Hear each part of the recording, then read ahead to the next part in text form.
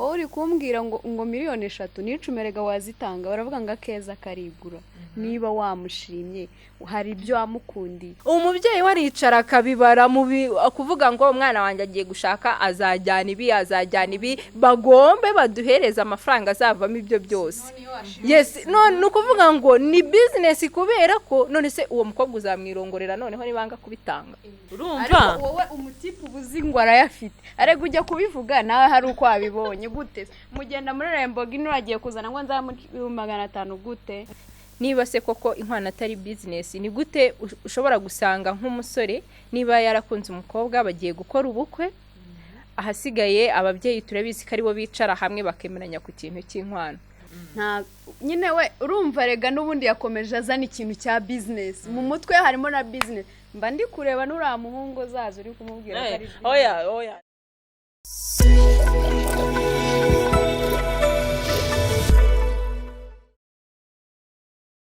Yes, my people, we are back here on Philos 250. Ngira ngo muri kubibona hano turi abantu batatu turi kumwe n'abakobwa beza cyane tugiye kugirana ikiganiro kigiye kujya gikomeza gisha kuri channel muri kuturebaho ndetse namwe mudukurikiye ndizera ko muzajya mubigiramo uruhare.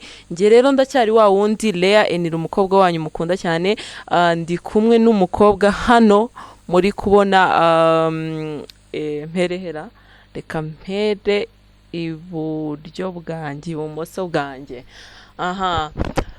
ndagira ngo umuntu turi kumwe hano ibumoso bwanjye atangire yibwira abantu bakurikiye Philos 250 kugira ngo babashe kumenya umuntu tugiye gufatanya muri kiganiro.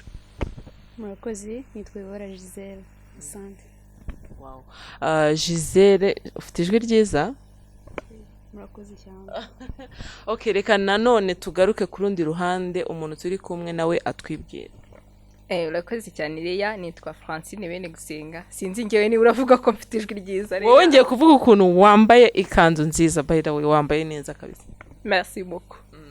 Aba bantu rero turi kumwe hano hari ingingo imwe tugiye kuganiraho ariko ndaza gukeneramo buri wese araduhereza ibitekerezo bye. Hari ikintu dukunze kubona muri societe nyarwanda sindi buvuge mu bindi bihugu by'amahanga ndavuga hano iwacu mu Rwanda ikintu cyitwa inkwano. Si inkwano urazizi? Ndazizi cyane. Inkwano si ubundi iyo wumvise inkwano wumva ari iki? Ni ishimwe ry'ababyeyi baha ababyeyi ko bareze abana babo neza. Wowe iyo wumvise inkwano wumva ari iki? Actually nubwo bavuga ngo ni ishimwe ry'ababyeyi ariko hari ukundi kuntu ngiye mbibona. Bisa nkaho byavuye kuba ari ishimwe ry'ababyeyi rigahindukamo ikindi kintu kitari ishimwe nkurikije uko abantu muri iki gihe basigaye bafata inkwano cyangwa se uko ababyeyi bazaka byabaye nka business. Mu muco nyarwanda ubundi inkwano nkuko mwabivuze mwese ryari ishimwe ry'ababyeyi, right? Umubyeyi donc umuntu umuhungu agiye gusaba umukobwa mu muryango wa runaka sibye ko mbere batanabanzaga kuba baziranye inkwano yatangwaga n'ababyeyi nta nubwo umusore ari we wayitangaga ariko ubu umusore ateganya inkwano akavuga ngo umukobwa dukundana nzamukwa gutya na gutya akagenda akabipropoza iwabo w'ababyeyi. Ese ngiye mfite ibibazo bibiri. Ikibazo cya mbere inkwano kuri iki gihe dukurikije ukuntu tubibona mubona inkwano koko ari ngombwa mubona inkwano ari ikwiye kugira ngo abantu bubake urugo? Ngewe ko mbibona niba koko inkwano ari ishimwe ry'umubyeyi ni ngombwa kugira ngo icyo kimenyetso tukigaragaze ariko niba byarabaye business hazazamo gutekereza ubundi buryo twabifata cyangwa se wowe muhungu cyangwa umukobwa mugiye kubaka ni gute mu bitekereza ni gute mu bigeza ku babyeyi kugira ngo ibyo bintu bireke kuba business noneho bibi inkwano kuko nk'ishimwe ry'ababyeyi. Ngo urabyumva ute? Yena harago ndi kwemeranya nawe ukuntu azanamo ibintu bya business kuko niba urwumva urwo n'urugo rukundo rwaba ari business niba ari business acting business bagende kwabo. Ariko niba tuzi ko mu rukundo kuva kera ni umuco waturanze kandi muri uwo muco hari byagenwe byo igishimwe ry'ababyeyi bahereza umubyeyi ndumva inkwano bikwiye ko bayitanga. Ubundi se ushingira kuki uvuga ko inkwano yabaye business? ikintu nshingiraho ni ibintu tubona muri sosiyete kandi na buri wese yabibona. Niba se koko inkwano atari business, ni gute ushobora gusanga nk'umusore niba yarakunze umukobwa bagiye gukora ubukwe, ahasigaye ababyeyi turabizi ko aribo bicara hamwe bakemeranya ku kintu cy'inkwano, ugasanga uriya niba ari papa wanje mukobwa na papa w'umusore bicaye bari kudisikasinga, bari kujya impaka ku nkwano, ugasanga wenda nk'ababyeyi b'umukobwa bari kuvuga ngo umukobwa wacu yarangije kaminuza n'urugero afite bachelor degree, then bazatwishyura nibura bazaduha 3 miliyoni 3 ni nyinshi, cyangwa se 2 miliyoni bitewe n'ubushobozi. Kandi rimwe na rimwe ugasanga wenda umuhungu nawe yarize anamurusha amashuri. Usibye no kuba murusha amashuri, sinzi impamvu wenda badatekereza ko abo bantu bagiye kubaka urugo, kuko ntekereza ko niba uwo musore cyangwa abo umusore mubatse miliyoni 3 bakazitanga se nyuma yo kubana, kuki batahatekereza uko bizaba bimeze. None se okay, urwo ni urugero rumwe rw'ibintu bikunze kubaho. Sinzi niba nawe ubyumva kimwe nanjye, ko nkurikije ukuntu tugenda tuyibona, ntago kera ubundi umubyeyi niwe wazanaga inkwano, akavuga ati rero umuhungu wanjye yashimye hano, reka noneho tuze dukwi. Ariko uko byagenda kose bakwaga bumvikanye n'ababyeyi, ntago ari mu bwanyu mwabyumvikana. Niyo mpamvu nje nta nubu kugeza iyi saha wowe uri kumbwira ngo miliyoni 3 nicumerega wazitanga, baravuga ngo akeza karigura. Niba wamushimye hari ibyo wamukundiye, we depending ngo ayo mashuri yize n'ibiki byose, cyangwa utekinga ayo mafaranga uzatanga. Icyambere n'urukundo, mukunde ubigaragaze. Ntago wenda ayo mafaranga ari ikiguzi, nta gaciro ubuhaye umuntu. Kuki utakwemera iby'iwabo bakubwiye? Niba ari miliyoni 5 wamukunze ufite ubushobozi, ibyo birumvikana. Ariko wenda uramutse utabufite, ntago numva ko umubyeyi yakwima umwana kandi bana barakundanye, n'ubundi urugo ntago rwubakwa n'ababyeyi. Why not say urumva ikibazo kiri kubaho ubu ngubu, mwumvikana bitewe nuko uyu munsi wa none wowe ukundana n'umuhungu, ntago iwanyu bamuzi, ntibazi ibyo akora. Wowe uzi ngo umuntu mukundana arahembwa gutya, yinjiza aya mafaranga, ashobora kubona ubushobozi bw'aya mafaranga. Biramutse bibaye ko mugeri wanyu papa wawe cyangwa so akavuga ati ayo mafaranga muri kumpa ni make, aho ngaho ubyumva ute? Umukunda rega mwanafatanya mukishyura iyo nkwano mu gihe ubona ko bikwiye. Hanyuma se mu rugo bikazagenda mu rugo areka ibintu nibishako bite. Icyambere nukubahisha ababyeyi bawe. None se ubundi kuba utari kumvikana n'umubyeyi ku kintu runaka kandi ubushobozi cyari kubona nta buhari, nibyo nakubwiye ngo nta buhari, n'ababyeyi nabo ubwabo ntago bajya kuzana ngo ibi babategeka babazi kuzayakura hese. Ariko wowe umutipe ubuzi ngo arayafite, arega ujya kubivuga nawe hari uko wabibonye gute? Mugenda muri Rembogi nuragiye kuzana ngo nza 500 gute? Mushaka kuba muyigendamo, urumva? Mushaka kuba muyigendamo wenda ari akazi cyangwa ariyo mwakodesha. Ariko ibyo ngibyo mamuziranye nese ujya arega ubukwe ni ibintu biri plan. Ntago ari bya bintu ubyuka mu gitondo ngo mpise mbijyamo. Ni ibintu hera ku wa mbere umwaka ugashira undi ugafata. Right. Muri iyo myaka rero ubuzi byatunze nese erega yigushyize muri budget, nawe ibyo mutunze mwese mamubizi. Gute wambwira ngo amafaranga nago hari ikibazo rero nanone. Ubundi hari ikintu ntumva gatoya. Niba uvuze yuko ari ishimwe ry'ababyeyi, koko umuhungu agomba kuritanga, kandi wowe ubwawe wivugiye uti ashobora kuba agize ati atayafite, wowe mukobwa urabizi ko atayafite, ariko uzamenye ko si wowe uzajya kwicara ngo mujye kudisikasinga iby'inkwano, ni ababyeyi bazajyayo. Umusore azabwira abo mu muryango, ababwira ati njye nashimye umukobwa kanaka, naramukunze. Nanone se ikibazo cyabaho ntaguciye mu ijambo, azajya kubivuga ajya kuvuga inkwano azatanga atavuze uko mu mufuka, nese ababyeyi murebera mu mufuka. Umubyeyi rega umwana tuba twaraho mu buzima butandukanye. Hari igihe afite akazi yaragiye asigaye abahandi atagitahe iwabo, akaza akabwira ngo murabona nakunze umukobwa aha naha nkeneye ko bizagenda gutya. Umubyeyi azamaze se ufite ubushobozi, ntabwo afite ubushobozi. No, ntago ikibazo rero, ntago ikibazo ari icy'umusore. Twebwe ikibazo turakirebera kuri ba babyeyi, muri wa muco wacu, ko umubyeyi we urumva azavuga ati njye urugero niba umwana wanjye w'umukobwa yarize, ntazatekereza kamemu ku musore cyane, azatekereza ku mwana we. Tuvuge niba urangije kaminuza cyangwa se ufite ubundi buryo ubayeho, azavuga ati umwana wanjye byibura nanjye kugira ngo nterwe ishema nawe bamukwa aya mafaranga. None se uwo musore naba atayafite, ni ukuvuga ngo harazamo cya kintu cyo kuba ari business. Ni business kubera ko ni gute umubyeyi atekereza kuvuga ngo umwana wanjye uko biri kose bagomba kumukwa yangaye. Kubera reka tugaruke ku kintu gitoya, ikintu twahereyeho tubanze turebe impamvu bitakiri ababyeyi bumvikana inkwano, ahubwo byabaye ababyeyi n'abakwe. Right? Nuvuga ngo umukwe aragenda agasanga iwabo w'umukobwa, kandi mbere iwabo w'umuhungu cyangwa se ababyeyi b'umuhungu nibo basangaga ababyeyi bagiye gusabamo umugeni. No, reka nkubwira ahangaha ntabwo umukwe agenda ngasanga iwabo w'umuhungu w'umukobwa ngo avuge ngo nzakwaya ngaha. Ni ukuvuga ngo njyewe mukobwa n'umusore tugiye kurushinga, twebwe ubwacu nitwe tuzaganira inkwano. Ni njyewe uzavuga niba sheri wanjye afite amafaranga wenda ahembwa 150, tuzatekereza uburyo tuzabaho nyuma tugena inkwano.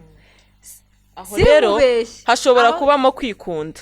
Nuvuga ngo umuhungu ashobora kuza mukavugana mwebwe, wowe n'umuhungu mukundana, mukaba mwavugana mukavuga ati rero reka duhereze ababyeyi amafaranga makeya wenda kugira ngo nitubana tubone natwe ibintu twikorera. Ndabeshye ibyo nabyo bishobora kubyara ikibazo bigatuma za nkwano zitubahirizwa. Ugasanga muri gupfobya, muri gushaka guhereza ababyeyi inkwano nkeya, kandi ubushobozi mubufite muri kwikunda mwebwe ubwanyu. Ubivuze neza. None si ishimwe ugomba kugena uko bigomba kungana, cyangwa ishimwe icyo baguhaye washima. Ariko tugereranye ibintu gutya, ntago biriya mbifata nkaho ari nishimwe. Biriya babikora inkwano batanga muzi ibintu bikavarinzemo, haba harimo wenda nka kado wagenewe umubyeyi yishimwe ko yabarira umukobwa wanyu neza, haba harimo ibirongoranwa zacyura. Ese okay, ari ibyo njye ndi nk'umubyeyi, mwebwe ubwanyu wenda tuvuge uri umwana wanjye ugakundana n'umuhungu mukaza mukama inkwano nyine, ubwo nanjye mu bikoresho nsabwe kuguha naguha ibijyanye gute waza kunshyiraho umutwaro hejuru y'uko mufite ubushobozi ariko muri kubwimana. Ubivuze neza cyane, niyo mpamvu ugomba kwibera ko byabaye business. Impamvu nemeza ko ari business ni imwe nkuko nawe ubyivugiye.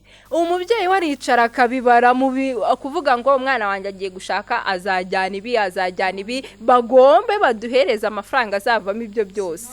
Yes, none ukuvuga ngo ni business kubera ko none se uwo mukobwa uzamwirongorera noneho nibanga kubitanga. Ahubwo ngiye hari ikintu ntekereza kuri icyo ngicyo. Ntekereza ko umuhungu n'umukobwa bashobora kwicara hamwe, barangiza bakavuga ati twebwe urugo rwacu ruzakenera imibi. Kuko koko covid abantu turi mu bihe bya covid, amafaranga yarabuze, twese turabibona pe. Ubu se ninde mubyeyi wajya kukugoragoza ngo uratanga 3 miliyoni muzi ko mufite 1.5.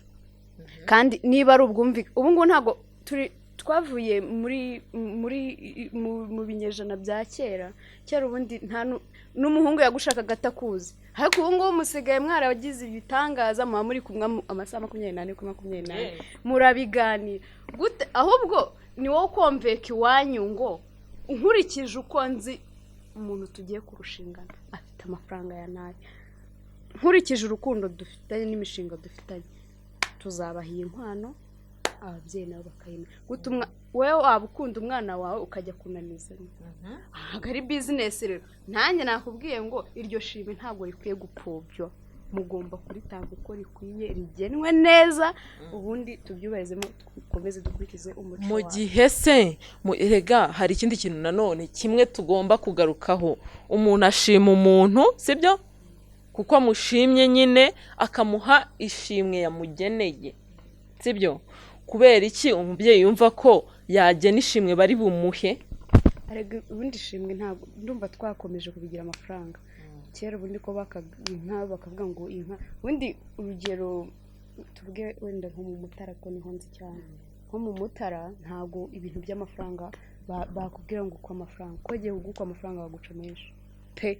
Ariko kuko bamenyereye ubutunzi banaga inkoni baba bafite nk'inkoni gushya akafata umukumi w'inka zose afite akanaga hari ubwo niba inka 40 ariho inkoni igarukiye nizo nka 40 nyine zirataha iwabo w'umukobwa ntago ishimwe ari itegeko ko ari amafaranga niyo yaba inka mukazumvikanaho niba ari 2 cyangwa 1 byaba ari ishimwe karyangira umubyeyi icyo n'ubundi nicyo dushaka kuvuga niho twari turi tuvuga ngo umubyeyi kukiwe yumva ko yagena akavuga ngo njyewe rero murampa yangaya cyangwa se murami nk'izi nizi kuki bibaho kandi yaragiye gushimwa arega bakurikiza imvune yahuye nazo kugira ngo none se uwareze umuhungu we nta mvune aba yarahuye nazo reka nkubwire ubu suri umukobwa nanjye nkaba umukobwa ubu ngubu ufite nka musaza wawe urugero agiye agatera undi umukobwa ntaze ngo abibabwire uzi ngo kubimenya si byazamenyekana nyuma y'imyaka runaka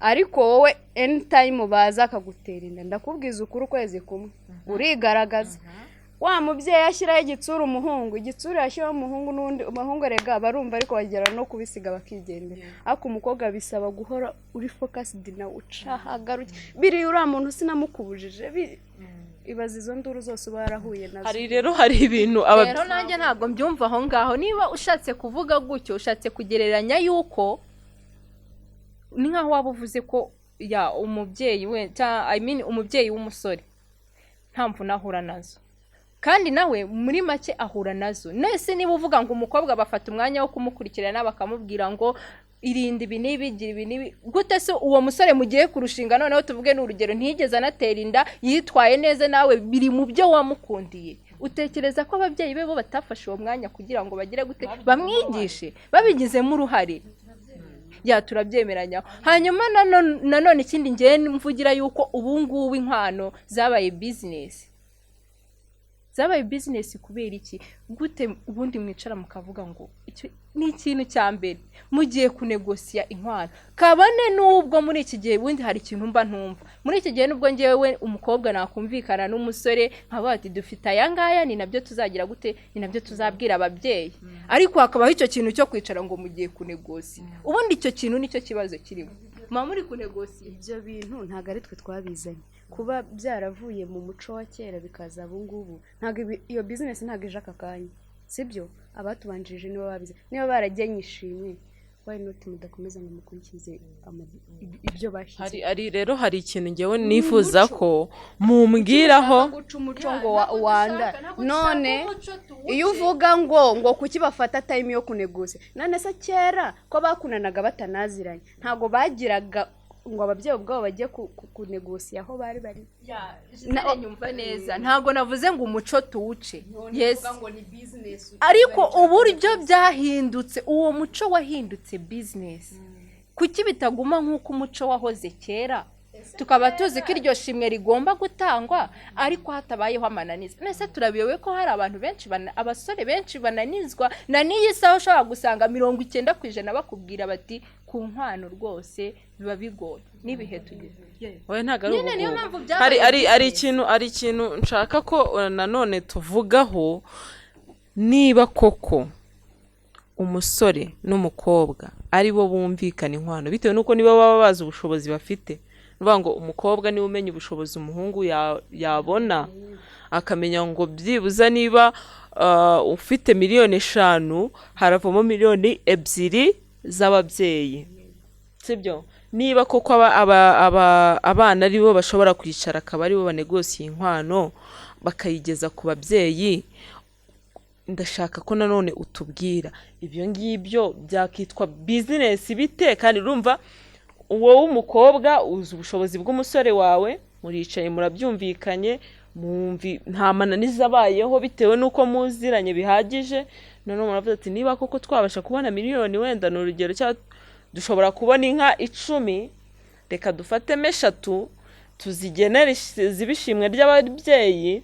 izindi 2 zizabi z'abana tuzabyara izindi 2 zizabi zidutunga nyine mwebwe mukabimanaginga ubwanyu muri babiri ibyo bintu noneho bihinduka business bite nyine ubundi ngiye ibyo ngibyo ndabyumva ni nako byagakwiye kugenda ni nawo murongo byagakwiye kugenderamo kandi uri fair kuri buri muntu wese ariko iyo turebye hanze uko bimeze tutirengagije ko ari ibintu bibaho. Nk'urugero, hari umutipe nzi we ntiyari afite wenda amafaranga bamucaga, ariko ugasanga iwabo w'umukobwa, tuvugenda n'urugero, iwabo w'umukobwa barakize cyane, bafite amafaranga menshi. Uwo muntu kugira ngo uzavuge ngo ngiye kumukwa amafaranga 800, ukumva umubyeyi ntabyumva, akumva nyine ntiyabihwanye n'agaciro k'umukobwa bitewe nuko nawe ahagaze mu mufuka. Uwo muntu najya kunegosiya inkwano uzasanga guciye nka 3,000,000 nibyo navugaga, kandi wenda wowe musore ntazo ufite.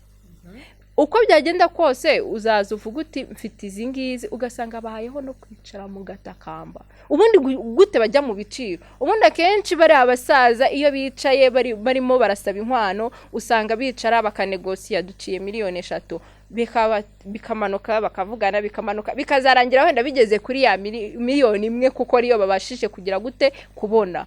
Ariko se gute ubundi mwicara mukajya mu bintu byo kunegosiya kandi tubizi ko inkwano ari ishimwe? Icyo umuntu yaguha cyose wacyemera. Ubundi mu rukundo ntabwo bavuga ngo ni ubufatanye. Niba mwakundanye muziranye n'imitungo yanyu, why not utamusapotinga iyo nkwano nk'ibi kibazo? None reka nkwibarize, mushaka kwa muzi muzi amount cyangwa se umutungo mufite ukungana? Yes, niba koko none se niba uwo mukobwa we n'urugero, niba iwanyu barakurihiriye, nkanjye wenda nibwo ndangije kwiga, nta sindabona akazi, kandi wenda umusore ashaka ko tubana, wenda nicyo gihe kugira ngo wenda nako kazi nzagashake tugire ibyo dufatanya ku buryo butworoheye. Cyangwa niba ari icyo nshakira gukora dushyire hamwe tugikore mu buryo bumworoheye. Sindabona amafaranga, tuzafatanya gute? Bigenze gutyo abasore bafite ikofi bajya bumvikana n'abafite ikofi, abatayifite bakabagashakana n'abayifite n'abatayifite. Ntago ari uko bimeze nshuti yanjye. Nyine we urumva rega n'ubundi yakomeje azana ikintu cya business mu mutwe, harimo na business. Mba ndi kureba n'uriya muhungu zazo uri kumubwira ko ari oya reka niyo mpamvu muri iki kiganiro mbabwiza ukuri ntago umubyeyi yagusaba ikintu udafite. Arega abasore tujya kwerekana iwacu, ntago umubyeyi ubundi umubyeyi abantu bakuru bafite ijisho rya mukuru, ntago yajya kukubwira ngo uriya muhungu natazana 5,000,000 hano ntago azagukura hano atakubonye. Ariko uretse gato wibuke yuko ibyo uri kumbwira ntago azanga bikubwire. Niba baje kuvuga ku bintu by'inkwano, babivuga baje gufata irembo kugira ngo nabyumve neza, bakabivugaho, wowe babikubwira nyuma. Nubwo ushobora kuba warabaganirije wowe ubwawe, ariko babikubwira nyuma. Ushobora no gusanga ibyo wabaganirije atari ko byagenze. Reka mbafashe rero, ikigaragara cyo ni ukuvuga ngo inkwano zirakenewe cyane, turabyumvikanaho. Iki cyo turakyemeranya. Niba inkwano zikenewe rero, ntago zizatangwa n'umusore gusa atabanje kubiganiraho n'umukobwa wagiye kubana, right? Nimba mwabiganiriyeho rero mwebwe ubwanyu, mukagenda mukabigeza ku babyeyi, wowe umukobwa egera ababyeyi wanze ubabwira uti rero umuntu tugiye kubana bimeze gutya na gutya, twebwe dufite plan n'izi, mbere yuko babasaza bazaza ngo bakumve, kugira ngo bya bindi uri kwita business biveho. Hari ikintu rero ahangaha nshaka kongeraho, kugira ngo niba nyine dushaka ibyo bya business biveho, tuvane ikintu cyo kuvuga ngo umusore azazana ibi. Uzasanga n'urugero umusore yarakodesheje inzu cyangwa yarubatse, afite salo, cyangwa se abenshi usanga bavuga ngo umukobwa azazana ibishingirano. Kereka niba icyo kintu aricyo kigomba kuvaho ahubwo kugira nukuvuga ngo n'umubyeyi impamvu bajya muri negociation y'ibintu by'inkwano, bavuga ati umukobwa azajyana igikoni, azajyana salo, azajyana icyumba. Turabizi nyine muri society uko tubigenza. Ahubwo wenda wavuga uti muri cyagiye muri muzi ko neza muri gutegura ubukwe bwanyu, njyewe niba ndi umukobwa nkaba mfite amafaranga, ndagura ikintu nzi ko dukeneye, tugishyire hariya, ku buryo njye ninjya kubwira ababyeyi dufite ubukwe, ntago nzajya kubasaba ngo mpa amafaranga yo kugura couvre nyine ubwo nayo kugura icyumba, mpa amafaranga yo kugura amasorori, ku buryo ujya guteranya ugasanga diskita n'umusore ngo inkwano zizatangwa gutya, kubuza ubushobozi bw'uwo mugiye kurushingana wowe ubibara gute? yanjye nta uko ubwanjye ku giti cyanjye njye ntago nabara ngo mvuge ngo ngaya y'inkwano ngazavamo iki ngiki. Ubundi kuri njyewe rega buriya inkwano bashatse ntibanazitanga, usibye ko mu muco iryo shimwe rigomba kubaho koko njye simbihakana. Icyo nahakanye ni uburyo zisigaye zigenwa. Mu bigaragara byo ni uko ubwo turetse no kwitwa ishimwe n'ubwo muriha ababyeyi birangira n'ubundi ya nkwano isubiye iwanyu. Ni nayo mpamvu nyine byabaye business kubera ko buri wese abibara muri uwo mu kuvuga muri uwo murongo. Byajya bihama iwabo w'umukobwa kuko ariwe baba bahaye amafaranga, ariko kuko bigaruka mu rugo rwanyu bose byashimira. Umva rero ndumva reka tugarukira ahangaha kuri iki kiganiro. buri ubutaha tuzaza dufite conclusion y'iki kiganiro, y'iyi debate tugize, ndetse n'izindi zizagenda zikurikira. Ariko kuri ibi ngibi reka tube tugarukiye ahangaha. ngira ngo n'abantu badukurikiye namwe murabitekereza, murandika muri comment mutubwire uko mubyumva namwe, niba koko inkwano ari ngombwa, uburyo ikwiye gutangwa, niba koko dukwiye kujyaho tugaciririkanya, ababyeyi bakajyaho bagaciririkanya kugira ngo babashe gushyingira umukobwa wawe cyangwa se babashe kubakira abana babo.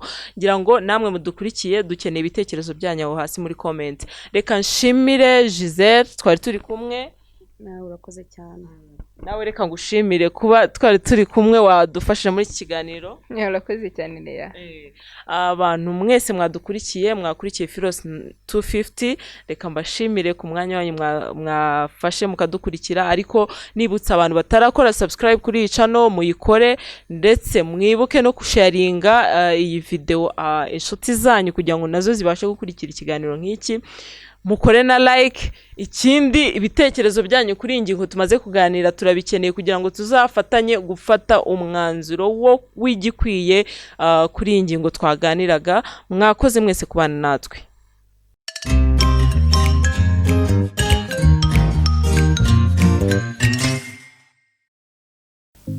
Mwongeye kwirirwa.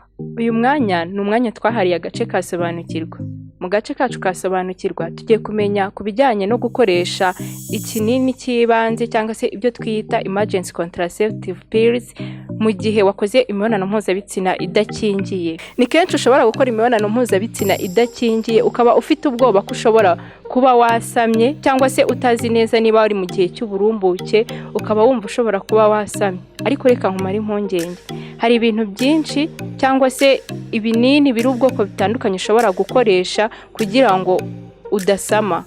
Ibyo nibyo dukunze kwita emergency contraceptive pills. Abenshi bakunze kuvuga yuko emergency contraceptive pills umuntu aba akuyemo inda. Reka mbamare impungenge ndetse n'abasobanurire, ntago gukoresha emergency contraceptive pills ari ugukuramo inda, ahubwo bifite akamaro kabyo mu gutuma umuntu adashobora gusama, ari byo bita gustopinga fertilization nk'uko bamwe tubizi mu ndimi z'amahanga. Emergency contraceptive pills se zifatwa ryari? Benshi ntago bazi igihe zifatwa, niyo mpamvu ahangaha mukwiye gusobanukirwa. Iki kinini cyangwa se ibinini ushobora gukoresha witabaza mu gihe wumva ko ushobora kuba wasamye, bifatwa mbere y'amasaha 72. Mbere y'amasaha 72 ahangaha bishobora kukurinda kuba habaho fertilization, ndetse akenshi ibi binini bishobora gutuma hatabaho ovulation. Si icyo gusa, kubera ko bishobora gutuma hatabaho kuba released cyangwa se gusohoka kw'igi, bishobora gutuma rihura n'intanga ukaba wasama. Aka gace kari ukuvuga ku bijyanye na emergency contraceptive pills. Niba umaze kubisobanukirwa, igihe wumva utizeye neza ukabitekereza ko wasamye, ni byiza kugana farumasi kwegereye ugafata icyo kinini. Abenshi banakoresha mikorojeno, abarutinini bakagusobanurira uko ushobora kudukoresha. Murakoze. Ako kari agace k'ubuzima ka mbere.